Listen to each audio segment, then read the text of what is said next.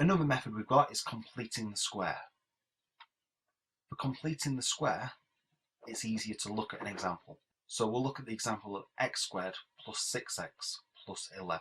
For completing the square, what it means is get rid of that linear x term in the middle. To do that, we can half the coefficient of it. So half of the 6 is the 3. So we get x plus 3, all in brackets squared. What we then have to do is we have to take away that 3 squared, because if we expanded out that bracket, we'd end up with the 9.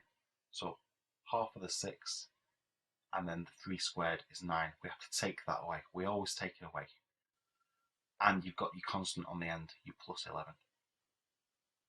So half the coefficient of the x in brackets squared, take away that number squared, and then add on your constant at the end, simplify. We'll just simplify this up, x plus 3 squared plus 2. We'll see another example here. By completing the square, find the coordinates of the turning point of y equals x squared plus 6x plus 11. Completing the square, it was the example we've just seen. Half the 6, we get the 3.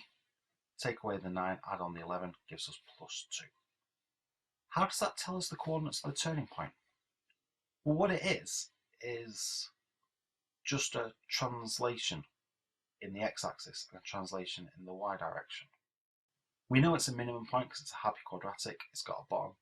The minimum point is going to be the solution of the bracket, so that's the minus 3, and the constant on the end, so that's the 2. So we end up with a minimum point, minus 3, 2.